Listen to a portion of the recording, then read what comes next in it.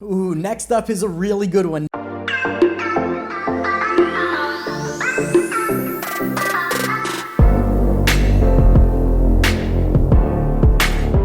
Hello everybody, Silver Picker here, and today's video is one that I am super pumped for because we are going to be talking all about silver and trying to figure out which ones are the best to invest in and which ones are the worst to invest in. And we're going to be doing that through a tier ranking. Now, I'm sure you guys have seen tier rankings in the past where you rank your favorite video games or your favorite Star Wars movies or everything in between, but what we're going to be focusing on today is silver bullion. So we're going to be pitting silver against silver, American silver eagles against Canadian maples, US constitutional silver against junk sterling scrap, and everything in between. Now, this video is going to be particularly good for new investors, people who are new to the world of silver, who are still struggling to figure out what is even the difference between some of these different silver products out there and trying to figure out which ones are the best ones to start with. So I'm going to be talking all about that today, and I am going to be doing my ultimate ranking of all the different types of silver bullion out there. Now, of course, this is just one man's opinion, and I would love to hear from you guys what your thoughts are, so down in the comments below, tell me where you disagree.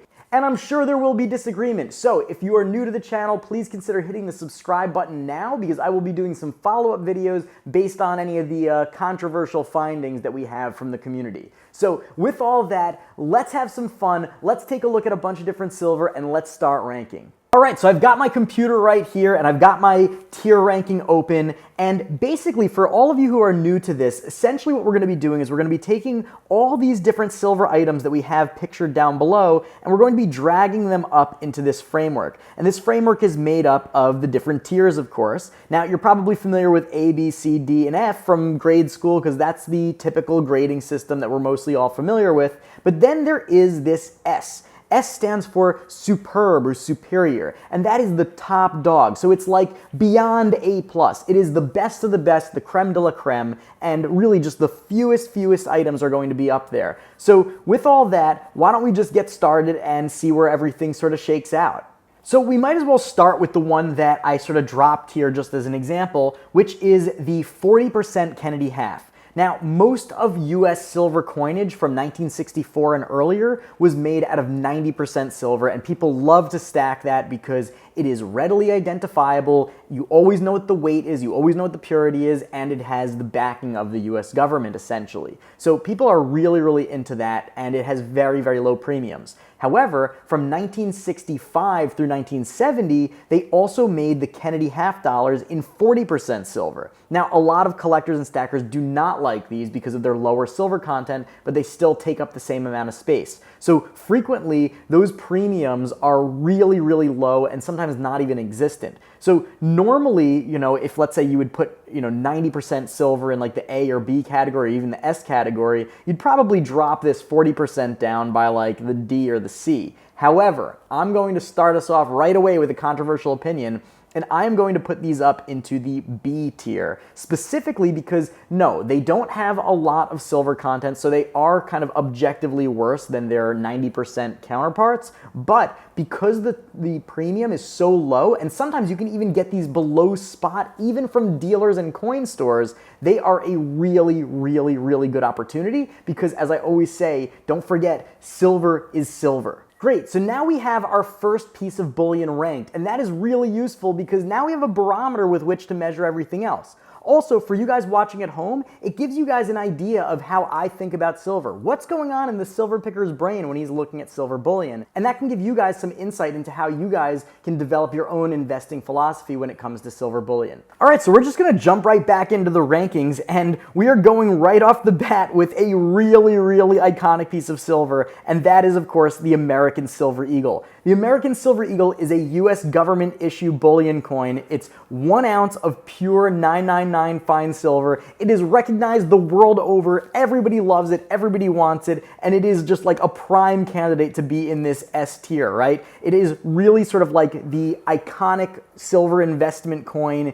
in the world. And you'd think that it would go there, but I actually think that it doesn't belong in this category, and that's because it has a ridiculously high premium. Sometimes these things go for as much as 30 or 40% over the spot price, which is just bananas. Now, you could make the argument that because when you sell these, you can get that premium back. There is no guarantee on that, and then when you do sell it, that means you have to sell it to a collector who is going to hold out and try and get the best deal, and you're not necessarily going to be able to sell it quickly, and it makes it much, much less of a liquid investment, and that's why I drop it down to the A tier. Now, A tier is still super good, right? If you got an A on your homework and you were in high school, you'd be ecstatic, right? So A is still amazing. I still think it is an incredible, incredible piece of silver to start investing with, right? You can buy them. They're easily available. You can buy a whole bunch of them, put it in your safe, put it in your safety deposit box, forget about it, and then sell it when you need to or pass it on to your kids. Great investment. Now, let's move on to the next item. We have here a Canadian maple leaf. It's basically like the Canadian version of the American silver eagle. It's a government issue 1 ounce coin. It is 9999 fine silver, so it actually has 1 extra 9 of purity compared to its American counterpart. But it is another iconic piece of silver. It looks really beautiful. It has that beautiful maple leaf on it. Great design. Also recognized the world over, but slightly less popular than the American Silver Eagle and therefore has a much lower premium. And I think that this one also would definitely be just as good as any American Silver Eagle for investment purposes. It is a little bit less popular, so maybe a little bit harder to sell theoretically, but because it is a 1 ounce silver coin, I think that it's right there alongside the American Silver Eagle in this A tier. And personally, I actually like them just as much because they are a lower premium, even though they are a little bit less popular. Next up is a really good one. Next up is United States Constitutional Silver, or junk silver, or 90% silver, whatever you want to call it. There's a lot of names for it, but basically what it describes are U.S. government-issued coins from 1964 and earlier, which were all composed of 90% silver. And these are really, really great because, again, like the American Silver Eagle, they're minted by the United States, they are recognized the world over, and everybody knows their weight and purity, so it's very easy to buy and sell. So that's a really, really good thing. The other benefit is that there's a wide variety of sizes, weights, etc. So you can actually buy them based on what your budget allows or based on what your philosophy suggests, right? So even within this group, there's a lot of different variety. You can buy silver dimes that are really, really small, or you can buy Morgan silver dollars, which carry a premium but are much, much bigger. But the thing that really drives this home as like one of the ultimate ways to invest in silver is that the premiums generally are super low or sometimes non-existent at all, meaning you can buy this stuff for the actual silver weight, right? So you're just buying based on the weight, you pay just for the silver, and that is phenomenal. And that's why, for me, U.S. constitutional junk silver will go into the S category every single time. I am a huge, huge fan. And if you sitting at home are somebody that is just getting into silver, maybe you haven't even made your first purchase yet, you can check out my link below, sdbullion.com/silverpicker, and you'll be able to see a whole bunch of different suggestions that I have for buying silver and investing in silver, including, of course, junk silver. Really one of the best ways to go. You really can't go wrong with it. All right, next up we have generic silver rounds. Now, for those of you who don't know, generic silver rounds are basically 1 ounce silver coins, 1 troy-ounce silver coins that are minted by private mints. They are 999 fine silver. They are essentially the exact same thing as the American Silver Eagle and the Silver Maple Leaf and many other 1 ounce government-issued silver coins, except they're not issued by a government. So you might think that these are really just as good, or maybe because they're not government issued, they're a little bit worse. And that's really the truth of it. It's really as simple as that. There are a lot of cool designs, and as you know, one of the benefits to investing in physical silver is that you can also sort of treat it as a hobby. You can collect different things, you can really enjoy it, you can sit there with your album full of silver rounds, silver coins, and really just bask in the glory of your collection, right? If you didn't care about that, you could just trade paper silver on the commodities exchange, but that wouldn't be half as fun. So one of the real big benefits of these generic silver rounds is that really you have a million different options for designs, and they have very low premiums. Sometimes it's just like $1 over spot. But for me, I don't think that they belong even in the B category, and a lot of people are going to come at me on this, I know, but for me, these are going in the C tier. And the reason is because There are so many fake silver coins out there that have flooded the market coming out of China. Go on Wish.com, go on AliExpress, go on eBay, and you'll find tons and tons and tons of counterfeits.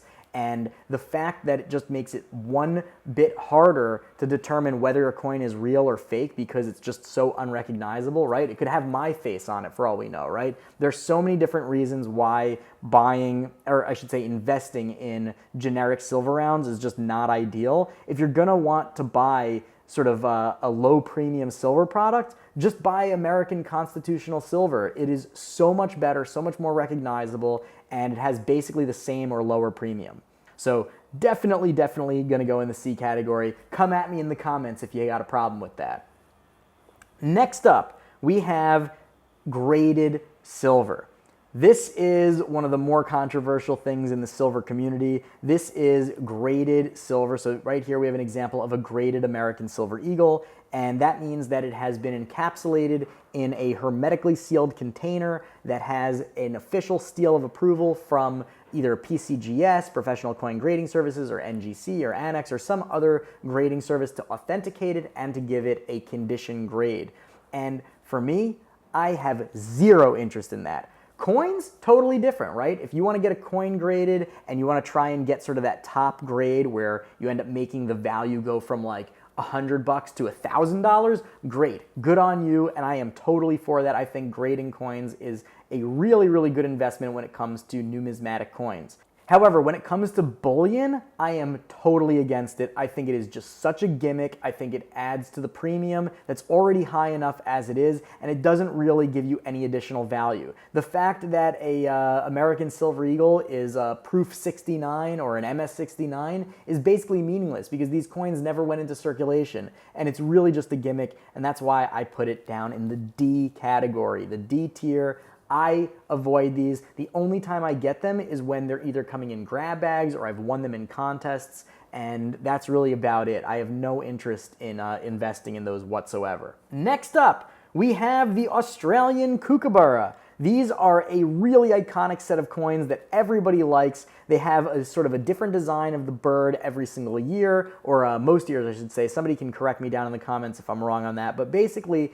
it is the Australian version of the American Silver Eagle, of the Canadian Maple Leaf, and normally I would put this right up here in the A tier alongside them, but I actually am going to put it down in the B tier because they are simply less popular. People really like them as collectors, and they have really high premiums because of that, but they're definitely less widespread, they're definitely less well known, and for that, they're not really as good from an investment perspective. High premium, less well known. You could get the same 1 ounce of silver as an American Silver Eagle or the slightly lower premium Canadian Maple, or if you're trying to get even lower premiums, of course, you can go with US Junk Silver. But if you're into the designs and you're into the collecting side, they're great, and they're still a great silver coin, so they are going to go in the B category.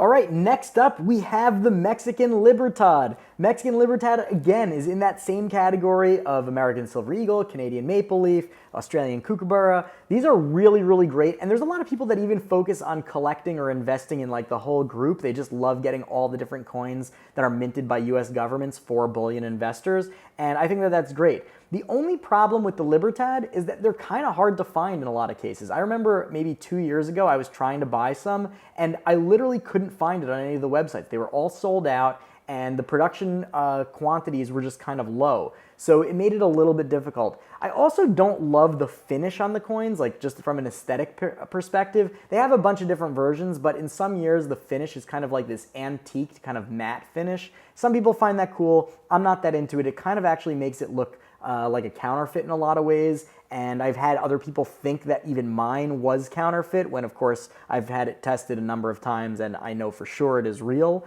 But it has a lot of things about it that I'm not a huge fan of. I kind of want to put it in the C category just because it's less popular, it's high premium, they're hard to find, and I think a lot of people are suspicious of them in some ways. But I do think that they are still a good coin, and I'm going to put it back up in the B category because I think that they are no worse than the Kookaburras, certainly. So I'm going to put it in the B category, even though my heart's telling me to put it in the C tier. I'm curious to hear what you guys think, so you guys can let me know in the comments. But next up, we've got a controversial one. This one is the Marvel Black Panther silver round, and I'm using that to represent all of these sort of premium silver rounds, kind of like novelty silver rounds. So you could say that these are the same as these generic silver rounds, but these are generally minted by a government. Usually it's like the New Zealand mint or the Niue mint. I don't know how to pronounce that, but you know, somebody can, of course, correct me. But there's a lot of different mints out there that do these sort of commemorative coins, right? So you've got everything from The Simpsons to Harry Potter to Marvel. There's all different types of things, and of course they're there to attract people that are into, say, The Simpsons or into Marvel, who are also into silver, to buy those. And it is a little bit of a cash grab, and for that reason, I'm not super into it. I mean, a lot of people, I think, would put it in the D category. I don't feel that way. I think that they're really cool, and because, again, this is an investment that's also a hobby, there is good reason to buy the things that you're into and that you like. And I personally have bought some of these. I mean, I've bought the Elton John coin. You saw that. That was more because I thought I could flip it, and I did. I ended up buying two, selling one of them, making a profit on it, and keeping the other one. So there are a lot of these commemorative sort of pop culture coins out there that are good investments and are just fun to collect. But they're really more for the collector and less for the investor, and that's why I'm going to put them in the C category. I think that there's nothing wrong with buying one or two if you like them, or even collecting them. You know, you buy one of each from the type that you like, even if you're spending a lot of money, because they're high premiums. Generally, when you sell them, you can get that premium back, but you can only really sell them with that premium to someone else who's a collector. So you're not going to have that sort of easy liquidity that you have with American Silver Eagles that go to both collectors and investors, stackers, speculators, and everyone in between. So, all right, next up we have silver bars, and these are the machine-made silver bars. So we're going to get to the difference between those and hand-poured bars in a minute. But machine-poured bars, you can buy them as like art bars in 1 ounce form. You can buy them 5 ounces, 10 ounces, 100 ounces, kilos. There's all different sizes. And these are really for like the investor that wants to stack weight. If you're buying 1 ounce bars, it's really just a different shape of a 1 ounce generic round. And for that reason, I'm not super into them. But once you get up into that 10 ounce or 100 ounce category, I actually think that it's a great way to stack silver, right? If you're trying to stack weight, you know, sometimes buying a 100 ounce bar is a lot easier to deal with than buying like 100 coins, right? Sometimes you don't even have access to 100 coins, so you're gonna have to buy them from different sources. You're gonna have to test 100 times whether they're real or fake. So with this, you just get to have one test, make sure it's real, have it, stick it in your safety deposit box, stick it in your safe, do whatever you gotta do with it, put it away for a rainy day, and you're all set.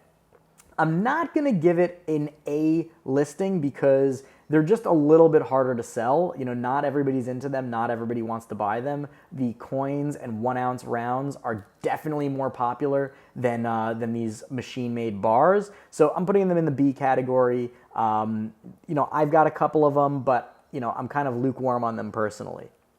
Next up, we have the Chinese silver pandas. Now, the Chinese silver pandas, another government issue coin from China. These ones, they change the design every year to have like a different panda on it, and they are absolutely gorgeous. Now, these have a much higher premium than you might expect, but they are super popular, they're really beautiful, and they have a lot of collectability. So I actually am going to put these up there in that A tier alongside the American Silver Eagle and the Canadian Maple. Now, they have a much higher premium than the Canadian Maple, and sometimes they even have a higher premium than the American Silver Eagle, but they are so popular, and there are a lot of Chinese people that also invest heavily in silver, so there is definitely a movement there. So just like Americans are really into the American Silver Eagle or other North American government issue silver, the Chinese investors are also really into these Chinese pandas, and as sort of they grow in number and influence, these Chinese silver pandas are definitely going to be hot commodities if they're not already. So these are definitely getting A tier for me, and I actually don't have that many. I have a couple. I have a couple of fractional gold pandas as well, but I would like to get my hands on some more of these silver pandas. Next up, Austrian Philharmonikers. This is, again, another one of these government issue silver coins. This is Austrian. I love the design. I mean, you can see here it's got a bunch of different musical instruments. This is from Austria. a bunch of different classical music instruments. I love the design. I think it's beautiful. But these are kind of like forgotten about in a lot of cases. And the premiums are not super low, so I'm not super in love with these. There's also, by the way, a lot of other ones that I didn't put on the list, like the silver Kookaburras, which are pretty new. I think they first came out in 2020. The gold Kookaburras, of course, having been around for a really long time. But I'm not super into this. I'm not super into the Kookaburras. I'm going to put this in the C category as well, just because a lot of silver investors don't even really know that these exist. They don't really know that they're out there, and they're not familiar with them, so they're less likely to buy them. They're more likely to be more skeptical about them, and again, it makes it less liquid. A lot of these things I'm talking about have to do with liquidity, right? The ability to buy them easily and sell them easily, right? So you don't want to ever get stuck with a high premium silver coin that you have no buyer for, especially in one of these sort of pressure situations. Whether it's like an SHTF situation like the pandemic or the zombie apocalypse, or maybe just it's a personal thing, right? You need to put a down payment on a house. You need to pay for a semester of college. Whatever it is, you might need to sell your silver, and you don't want to have to fire sell it at a loss or at a lower premium than you could have just because it's hard to find a buyer at the appropriate price. So I'm putting that down in the C tier. All right, next up, we are going to be looking at hand-poured silver bars. I love hand-poured silver bars. They are beautiful, and there is a massive, massive community that's into making these, whether they're from big companies or small, people that are doing it on their own and just casting their own silver and selling them. They are really, really popular. They're really hot. They do have a much higher premium than I would generally like to pay, but they are so beautiful, and it kind of gets you to feel like a pirate, right? You've got like these old hand-poured bars of silver. You feel like a pirate or like a 1920s bank robber. Look, I get it. It's fantasy. It's not serious for investors and stuff, but I can't help it. They're so cool. I really like them. I don't have a ton of them, but the ones that I do, I really cherish. I won't put them in the S category. They're not going into the S tier because the premiums are really high, and it's hard to measure the purity. People are a little suspicious of them sometimes, and I would like to put them in the A category because I like them so much, but the reality is I would put them as a solid B tier. I think that they are really, for me personally, I like them much better than the machine-made bars, but they also come with some downsides, which of course is, they're not as uniform, they're not as easy to determine the purity or the weight, and they're not as recognizable as the pressed bars, the machine pressed bars.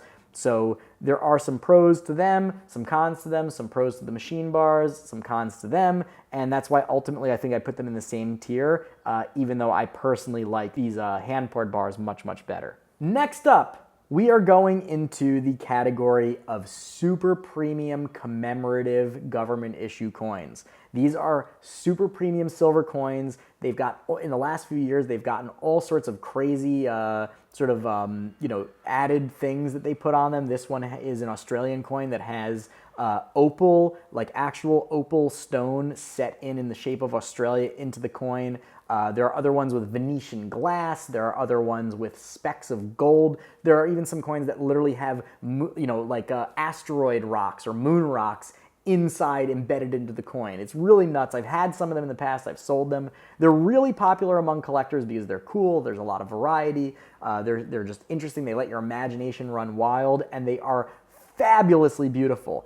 Definitely, like this coin, this is like the Zodiac coin with Australia in the center with the beautiful iridescent rainbow colored opal set right in the middle. It is spectacularly gorgeous, but they are obscenely expensive. I mean, this coin is probably like $100 or a $200 coin, even though it only has about, $30, $20 worth of silver in it. So these are not for the silver investor. These would fall more into the category of collectible investor, right? If you're an investor in Pokemon cards or Magic the Gathering cards or rare video games or something like that, that's more similar to this type of purchase than actually investing in silver. And I like these a lot. I've owned some, I've sold a bunch, I've kept a few. For the most part, I really just sell them and flip them for a profit.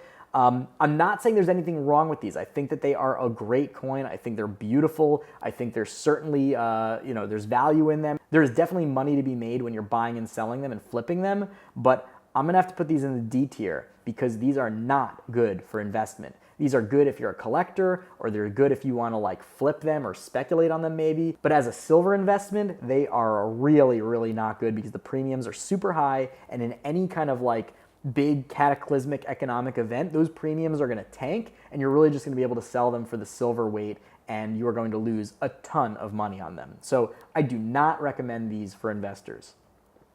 Next up, we've got jewelry. We've got scrap 925 sterling silver jewelry, right? Or, you can even count silverware or goblets or other stuff like that. There's plenty of sterling silver items. Sterling silver is, of course, 92.5% pure silver, so it's a little bit more pure than 90% junk silver coins. They usually have the marking that either says sterling silver, stir, or 0.925. That's the most common one. You'll see that on lots of jewelry. So these are great opportunities for new investors, especially those on a budget. I got my start in silver buying junk 925 silver at garage sales. You go to a garage sale, you see a bunch of jewelry on the table, it'll have a little cardboard sign next to it that says, 25 cents a piece or 5 for $1, and you can scoop them all up for literally pennies on the dollar when it comes to silver. And if you want to keep those in your stack, I know people that have just like a giant treasure chest full of scrap 925 silver, and I know others that just will sell it and then rebuy other silver coins that they want to keep for their own investment. So essentially,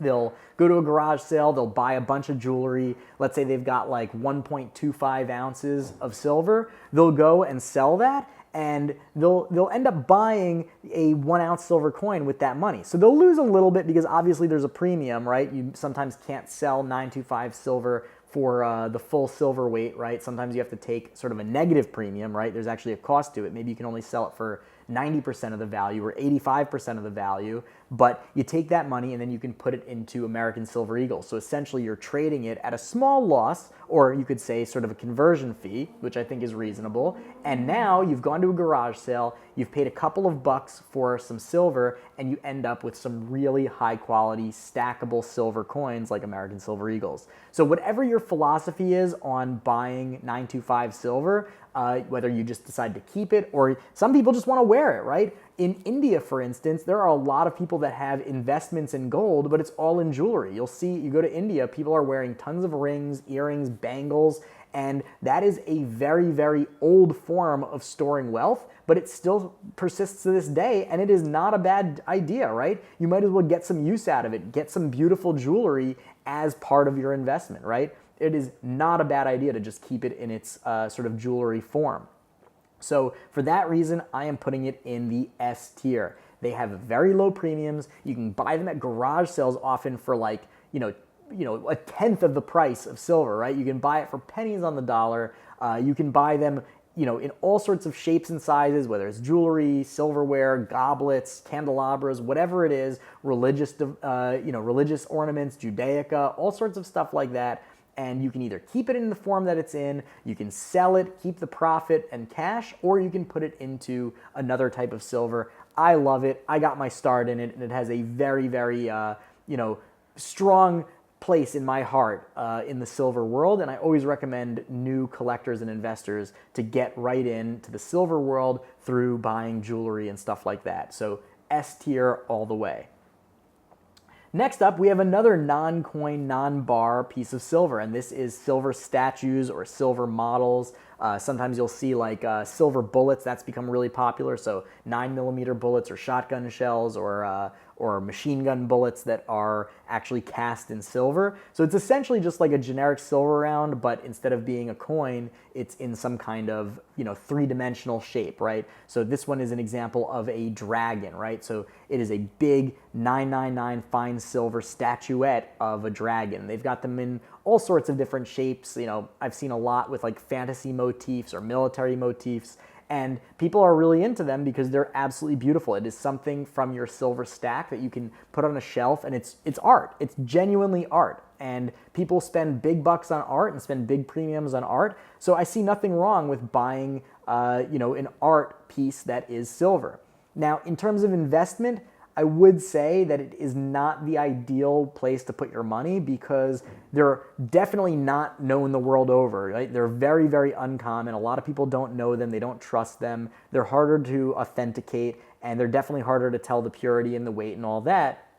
and they're just bulkier. People can't stick them in a safety deposit box if they want to, right? If you just want to invest in silver, they're not really the way to go, and for that reason, I'm going to put them in the C tier. I think they're really cool. I think they're beautiful. I don't personally own any, and probably for all the reasons that I mentioned, right? They're bulky, they're really high premium, and I don't necessarily like the look. Plus, I don't necessarily want to put my silver out on display. I don't want to have, $1,000 of silver just sort of sitting on my shelf ready for any would-be thief to come and scoop it up. All right, we are getting down to the wire. We have our last two items on this tier ranking list. And if you guys are having a good time and enjoying this with me, I would love it if you'd consider hitting the like button. It helps me out, and all it does is take you 1 second to click on that thumbs up symbol. And if you're really enjoying the ride, I would love it if you'd hit that subscribe button, the big old red subscribe button right down there, and that little bell next to it so you get notified when I put out a new video and you never miss a beat. Really would appreciate it, and I would love it for you guys to join me in the Silver Picker Squad.